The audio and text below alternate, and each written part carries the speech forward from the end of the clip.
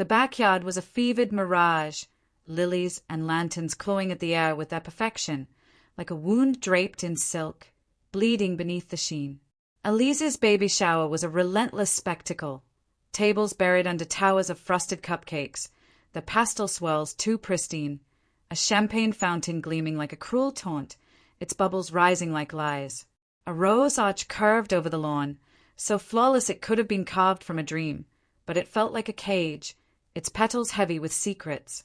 Elise had always spun chaos into art, weaving life into a tapestry of envy, but today, as I dragged my feet up the slate path to her sprawling Victorian, my stomach churned, thorns twisting inside me. Something was wrong, slicing my insides raw, and I couldn't name it. Elise and I had been bound since we were 9, trading secrets under the sagging oak in her mom's backyard, our knees scabbed, our dreams jagged and alive. We'd lie on the grass, her hazel eyes catching the sun, promising we'd conquer the world together. 21 years later, I thought I knew every scar on her heart, her laugh that shattered glass, the way her eyes flickered when she lied, the way she'd hold you like she was stitching you into her soul. But I knew her shadows too, the hunger to be worshipped, the way she'd reshape truth to crown herself queen. I loved her anyway. You do that with someone who's seen you break, sobbing over your brother's overdose, screaming into the night, and still calls you whole. Rowan walked beside me, his rough hand brushing mine, the scent of sawdust clinging to him like a second skin. He's a carpenter, his grey eyes catching fractures others miss, splinters in wood, cracks in people. He's my tether when I spiral, which is often, because I feel everything like a blade to the bone, every joy and grief a live wire in my veins. Today, though, Rowan was a storm trapped in skin, silent, his jaw locked like he was biting back a howl. You all right? I asked, shifting the gift bag in my arms, its weight grounding me. He nodded, sharp and hollow, like a door slamming shut. I let it slide. Rowan hates crowds, and Elise's events were always a circus of excess, a parade of her own radiance. Elise flung open the door, radiant in a lavender dress that hugged her 7-month bump like a vow, her dark hair pinned with pearls, a floral crown perched like she was a goddess of spring. "Vera!" she cried, pulling me into a hug that felt choreographed, her body tilting away, like I might shatter her perfection. Her perfume, jasmine and lies, clogged my throat. "Rowan, still the strong, silent type," she said, her smile ablade, eyes darting past him, counting heads in the crowd behind us like a general tallying troops. "This is unreal, Elise," I said, handing her the gift bag, a quilt I'd stitched over sleepless nights, each square a memory of us, a set of carved wooden animals, their edges smoothed by hand, a tiny velvet dress, soft as a whisper. She barely glanced at it, passing it to her cousin Ivy, who hovered like a ghost, her eyes downcast. "You're too good to me," Elise said, her voice sweet but empty, a hollowed-out shell washed ashore. "Come on, the party's out back. It's a dream." The backyard was a vision, string lights bleeding into ancient oaks, their glow a false dawn. The perfume of roses was thick enough to choke, each bloom a bruise against the green. A cellist plucked notes that sang of sorrow, clashing with the clink of crystal flutes, the laughter of children weaving through the grass with sparklers, trails of light fading too fast. A photographer prowled, freezing moments like a thief, but every flash felt like a theft, stealing truth from the air. Our high school crew, Lila, the poet with ink-smudged hands, her braid unraveling, Marcus, the chef who'd traded swagger for paunch, Ivy, Elise's silent shadow, her eyes always watching, never speaking, lounged on the lawn. "Vera!" Lila called, waving me over. "We're betting on baby names, Evelyn or Sage. Jump in." I tried to smile, but dread coiled tighter, a snake in my throat, its fangs sinking deep. Rowan hung back, hands buried in his pockets, eyes locked on Elise as she danced through the crowd, her laugh a siren's call, her gestures too grand, like she was performing for a spotlight only she could see. Her lavender dress caught the light, but it was wrong, Too perfect, too staged, like a costume for a role she'd rehearsed. You sure you're okay? I whispered, nudging Rowan, his silence a weight on my shoulders.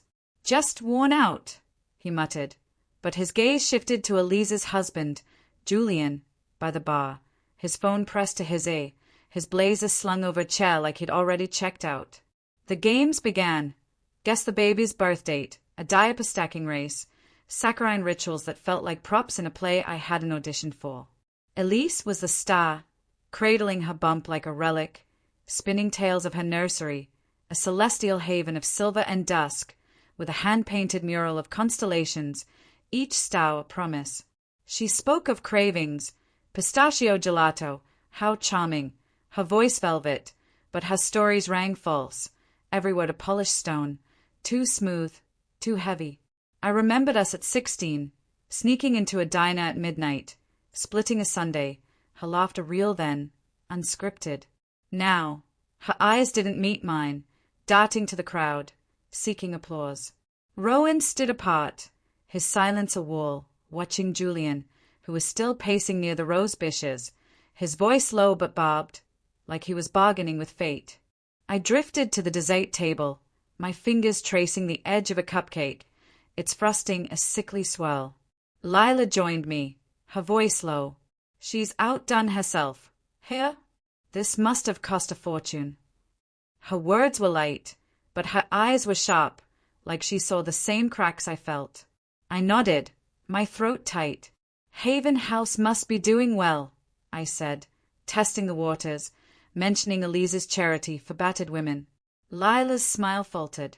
Yeah, she's been raking in donations. Weird, though, her posts say they are struggling. I filed that away, the snake in my throat hissing louder. Flashback, we were 13, sprawled on Elise's bedroom floor, posters of boy bands peeling from the walls. She'd stolen her mom's lipstick, smearing it on my lips, giggling as we posed for her Polaroid camera. We're unstoppable, Vera, she'd said, her eyes fierce. But later, she'd taken my diary, read my crush name aloud to our friends, laughing as I burned with shame. It's just a joke, she'd said, hugging me, but her smile was a blade. I forgave her. I always did. Back at the shower, the games dragged on. A ribbon-tying contest, measure the bump, laugh, clap. Elise glowed, but her hands lingered on her stomach too long, like she was checking its shape. I remembered her at my brother's funeral, holding me as I sobbed, her arms a lifeline. But she'd left early, citing a charity event, and I'd found her later on X, posing at a gala, her dress glittering. The memory stung, a fresh cut. Halfway through the ribbons, Rowan's hand clamped my wrist, cold as iron. Vera, we have to go. Now. His voice was a razor, raw and low, his eyes blazing with a truth that made my heart stumble. I froze, a ribbon slipping from my fingers, pink pooling on the grass like blood. What? We can't just leave. Elise will. I'll explain in the car. Please, Vera. His grip was desperate, like he was dragging me from a collapsing house. I wanted to scream at him, call him out for ruining this, but his face, ashen, unyielding, stole my breath. I muttered a lie to Lila about a family emergency and followed Rowan to our truck, my pulse a war drum in my throat, each beat a warning I couldn't read. We didn't speak until we were halfway home, the city fading into gray suburbs, strip malls flickering like dying stars. The silence was a noose, my heart beat loud enough to crack the windshield. Rowan, what in hell was that? I snapped, my voice a jagged tear in the quiet, raw as a fresh wound. You yank me out of my best friend's baby shower like we're running from a crime scene. He kept his eyes on the road, his hands strangling the wheel, veins bulging like roots ripping through earth. Elise is lying, Vera. That whole shower, it's a sham. She's not who you think. I laughed, a bitter, broken sound, like glass shattering in my chest, shards lodging deep. Lying about what? Her baby? Her life? Rowan, I've known her forever. I've seen her ultrasound pics, Her bump, huh? It's not the baby, he said, his voice heavy, like he was hauling a corpse from a river. It's money. Julian's drowning in debt. I overheard him at the shower, talking about moving the assets and keeping Elise's narrative tight. That party wasn't a celebration. It was a grift, Vera, to bleed cash from rich fools who think they are helping her. I stared at him, my mind clawing for sense, a scream building in my throat. A grift? For what? Julian's a financial advisor. They're loaded. They don't need. They're not loaded, Rowan said, pulling into a deserted lot by a shuttered diner, cutting the engine. The quiet was deafening, the world holding its breath. I heard whispers at the shop. Julian's firm's been hemorrhaging. Bad investments, clients jumping ship. One of my crew worked on their house, said they've dodged payments for months. And today, I saw a guy at the shower, older, navy suit, out of place. I know him from a job last year. He's a private investigator, Vera. Works for banks, sniffing out fraud. He was watching Elise like she was prey. My stomach lurched, bowel rising, burning my throat. A pie? At a baby shower? Rowan! That's insane. Maybe he was. He wasn't a guest. And Julian's call, it was about securing the funds and making sure the donors don't ask questions. Elise's been pushing her charity, right? The one for battered women. Yeah, Haven House. She's been running it forever. Exactly. What if it's a shell? Or at least, what if they're siphoning cash to prop up their lifestyle? That shower was packed with high rollers, donors, Vera. I saw the guest list by the bar. Half the names were tied to her charity's board. I shook my head, fury igniting in my chest, a wildfire consuming reason. You're saying Elise is stealing from her own charity? My best friend, who carried me through my brother's overdose, who planned our wedding, is a con artist? Rowan, you've never liked her. You've always said she's too flashy, too needy, too. I don't hate her, he cut in, his voice steady but sharp, a blade slicing through fog. I see her, Vera. The way she drains you, makes you her anchor, then cuts you loose when you're not useful. Remember when she borrowed $4,000 for charity equipment and vanished when you needed it back? Or when she ditched your birthday for some gala, left you crying in a bar? The memories sliced deep, blood welling in their wake, each one a fresh wound. Elise weeping to me about her charity's budget, her eyes glistening with crocodile tears, swearing she'd repay the loan. Elise texting me the night before my birthday, gushing about a VIP invite, promising we'd celebrate later. Then nothing, her silence louder than my sobs in that dive bar, whiskey burning my throat. Elise, always the star, with me a fading satellite, orbiting her light, dimming my own. I need proof, I said, my voice trembling, a thread about to snap, my heart a roar, bleeding thing. I can't just believe you over her. Rowan nodded, his eyes fierce but tender, like he saw the storm in me and refused to flinch. Then we find proof. Together. The next morning, I texted Elise, my fingers shaking like I was holding a live grenade, its pin already pulled. Left my shawl at your place. Can I come grab it? A lie. But I needed inside her house to see if Rowan was right or if I was about to torch a lifelong friendship over a hunch to bane 21 years to ash. Her reply was instant, a blade in its brevity. At a checkup. Ivy's there. She'll let you in. Perfect.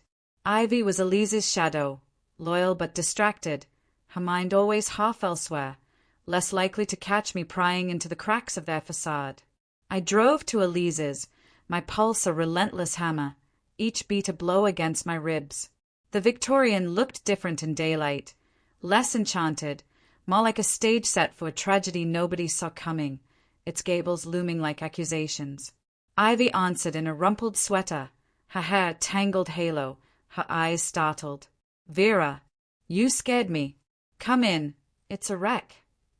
The house was silent, but the shower's ruins were everywhere, wilted roses drooping in vases, the petals scattered like confessions, a half-melted cake on the counter, its icing sagging like grief, gift bags stacked in a corner, the ribbons limp, accusations in pastel. I pretended to hunt for my fake shawl, my eyes scanning for cracks in the lie. A laptop glowed on the kitchen island, a spreadsheet open, names, dollar amounts, Haven House in bold at the top. One entry burned into my vision. Anonymous donor, $100,000. Cleared. Dated yesterday. The ink of the numbers a fresh wound. Big cleanup, huh? I said, keeping my voice light, a mask over the storm inside, as I edged toward the stairs. Mind if I check the nursery for my shawl? Go ahead, Ivy said, lost in her phone, her fingers scrolling through X, oblivious to the earthquake building in me. Elise is at a specialist. Some issue with the baby. Needs extra scans. The nursery was a dream woven in moonlight, silver walls shimmering like tears, a crib draped in gauze, a mural of galaxies swirling like promises unkept. But nothing was alive. Nothing breathed. The crib was boxed, its pieces stacked like bones, the bedding tagged, untouched, the glider wrapped in plastic, a corpse in a shroud. Elise wants it perfect before she sets it up, Ivy said, trailing me, but her voice wavered, a lie crumbling under its own weight. As Ivy rummaged through a closet, I spotted a journal tucked behind a stack of baby books, its leather cover worn, like it held too many secrets. My heart lurched, a wild thing caged, as I slipped it into my bag, the act of theft, a betrayal, a necessity. Not here, I said, forcing a smile, my lips trembling. Probably in my car. Downstairs, I made empty chatter, my voice a stranger's, then fled to my truck, my breath ragged, the journal a burning weight against my hip. I pulled over a block away, hands shaking as I tore it open. It wasn't a diary. It was a ledger, pages bleeding with numbers, dates, transfers, each entry a stab to the heart. Haven House donations funneled to a Cayman account, millions vanishing into shadows. A folded email from Julian to an alias, K, was tucked inside. The shower sealed the deal. Move it by Thursday. Elise has the board locked down. Another page listed charity expenses, private villas in Tuscany, a sports car lease, payments to a ghost company named Solstice Holdings. The numbers were a gut punch, a scream, millions stolen from women who'd fled fists and fear, the hope siphoned into Elise's gilded cage. I called Rowan, my voice a trembling wreck, words spilling like blood. You were right. There's a journal, ledgers, emails. They are stealing from the charity. Rowan.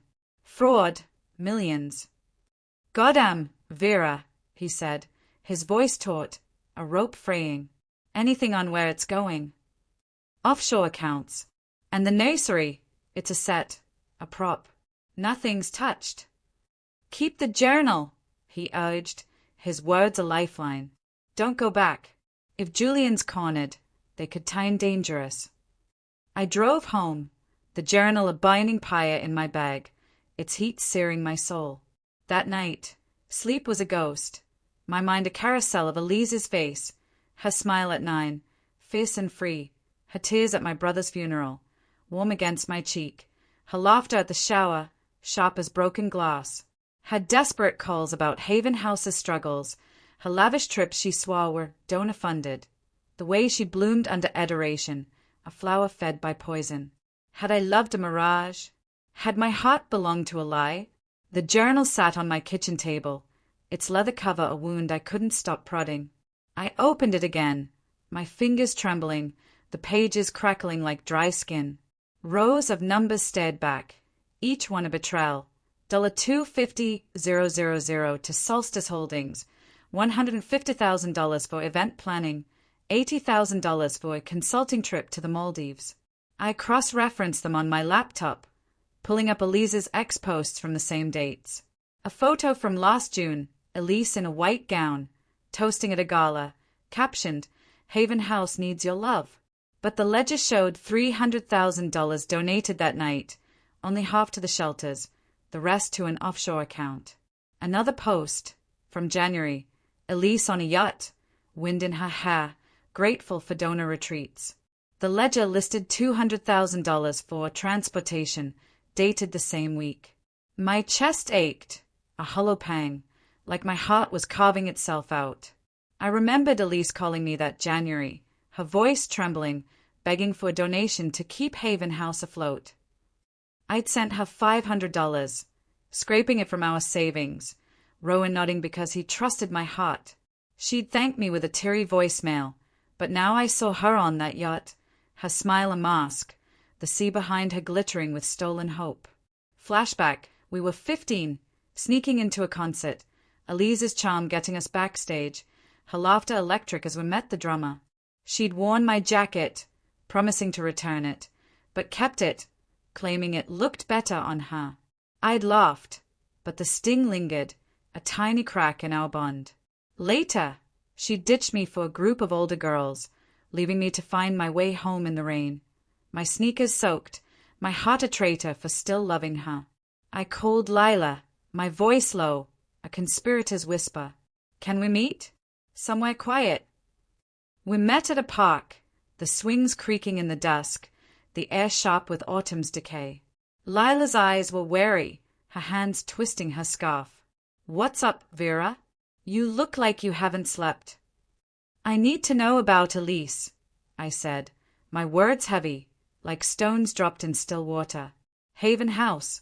You said her donations were weird. What else? Lila hesitated, her gaze flicking to the trees, as if Elise might emerge from the shadows. I saw her last month at a boutique, buying a piece, $4,000, easy.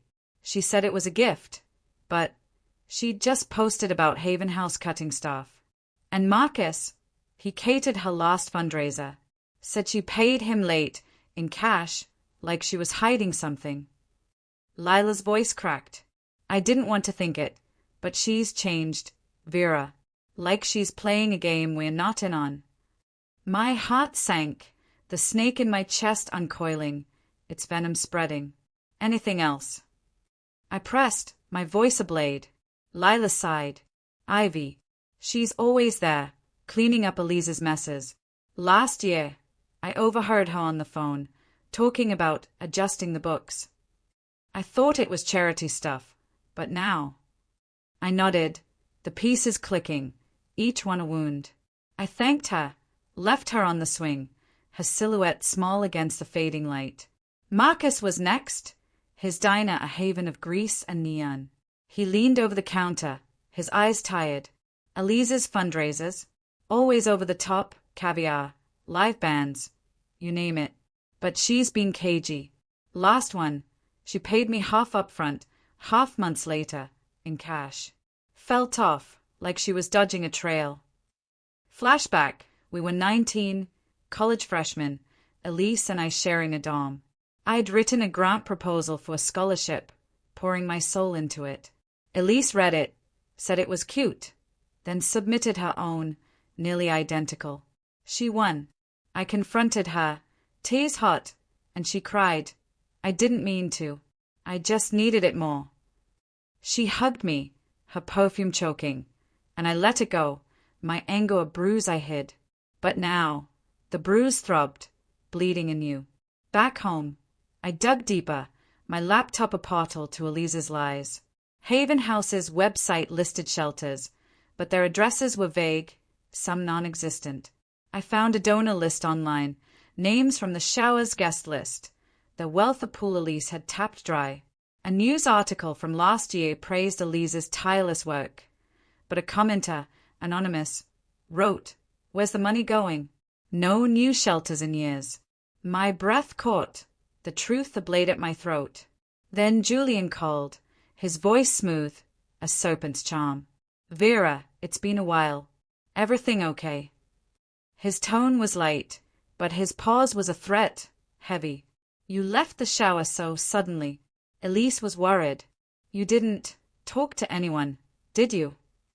My blood ran cold, my fingers gripping the phone like a lifeline.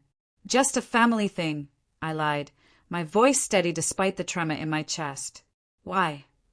He chuckled, the sound hollow. Just checking. Elise is fragile right now. Would hate for rumors to hurt her. The line went dead, his words a shadow creeping over me. That night, I dreamed of Elise, her face shifting, child at 9, her eyes bright, teen at 16, her smile sharp, now, at the shower, her laugh a mask, her bump a hollow promise. I woke gasping, the journal a weight on my chest, its pages a map of her betrayal. I cross-checked more. Her Paris trip last summer, captioned Haven House Outreach, aligned with a $400,000 consulting fee in the ledger. A ski trip to Aspen, donor retreat, matched a $250,000 venue cost. Each post, each smile, a lie woven into her light, my love for her a chain I'd forged myself. Elise texted me the next day, her words a dagger, need you. Lake House, noon, tomorrow, just us. Her family's lake house was an hour away, a relic of cedar and secrets, buried in pines, perfect for a confession or trap. My throat burned, but I replied, I'll be there. Rowan's eyes darkened when I told him, his hands framing my face. You don't have to do this alone, he said, his voice a vow. It's her or us, Vera. Be careful. I need to hear her say it, I whispered, tears spilling, my heart a raw, bleeding thing. I need to know why. The drive to the lake house was a descent, the road twisting through pines, their shadows clawing at my truck, the air thick with sap and decay. My pulse was a war drum, relentless, each beat a cry for truth. The journal was in my bag, its weight a burning coal, a reminder of what I'd stolen, what I'd uncovered. I parked beside Elise's Audi, its sleek lines out of place against the lake house's weathered cedar, its sagging porch a testament to years of neglect. I knocked, my breath shallow, the door creaking like a warning. Elise opened it, barefaced, her eyes raw, red-rimmed, her dark hair a veil over her shoulders. Her bump was faint under a loose cardigan, a shadow of the radiant swell at the shower. You knew, she said, her voice a ghost, not a question, a confession. I stepped inside, the air heavy with mildew and sorrow, the house a skeleton of memories, summers swimming in the lake, our laughter echoing, our promises now dust. Rowan saw it, I said, my voice low, a blade trembling. The money, the charity. What's happening, Elise? She collapsed onto a frayed couch, its springs groaning, her hands twisting like wounded birds, her nails bitten raw. I didn't want this, she whispered, her voice cracking, eyes fixed on the lake beyond the window, its surface rippling like her lies. Julian's fame is dead. Debts, lawsuits, we're sinking. Haven House was a lifeline. We took a little at first, to keep the house, the cause, the life. Then it consumed us. Her words were a scream, a wound torn open, raw and bleeding. I stayed at her, my best friend, a stranger wearing her skin, her hazel eyes hollow, stripped of their light. You stole from women, Elise, I said, my voice splintering, each word a shard of glass. Women who'd fled fists, who needed shelter, safety, hope. You stole it for your villas, your lies. It wasn't all for us, she snapped, her eyes flashing, a spark of the old Elise, defiant. Most went to the shelters. I made sure they ran. But we needed to breathe, Vera. You don't understand. Losing everything, the shame, the way people's eyes turn cold, like you're nothing. You lied to me, I said, tears carving rivers down my face, my voice a raw, bleeding thing. You used me, our friends, everyone who loved you. You made me believe in you. She laughed, a jagged, broken sound, like a heart shattering on stone. And you're so pure, always judging me, acting like you're above it all. I needed you, Vera. You were supposed to be my sister, my blood, my anchor. I choked, my chest heaving, my sobs a storm I couldn't hold. I gave you everything, my trust, my love, my heart. until you broke it. My phone buzzed, a vibration cutting through the air, sharp as a blade. Rowan, Julian's at the house. Cops are coming. Get out now. My heart stopped, a lurch that stole my breath. I glanced at Elise, her face hardening, her eyes narrowing as she saw my screen, the truth dawning. You told someone, she hissed, lurching to her feet, her voice a venomous snarl. You betrayed me, Vera. No, you betrayed yourself, I said, backing toward the door, my hand clutching my bag, the journal inside, its weight a shield, a weapon. This stops now. She lunged, her nails biting into my arm, drawing blood, a sharp sting that echoed in my soul. Give me the journal, Vera, she screamed, her voice a primal wail, her eyes wild, desperate. You don't know what you're destroying. I tore free, stumbling onto the porch, the boards creaking under my weight, the air cold against my tears. I'm done shielding you, I said, my voice steady despite the terror, a blade forged in truth. Face it, Elise. Face what you've done. She froze, her hands empty, her sobs echoing in the pines, a wail of a woman unmade. I'll lose everything, she choked, her voice breaking, a shot of glass swallowed whole. You already have, I said, my words a final cut, and ran to my truck, my heart a screaming wound, my soul a fire kindled at last.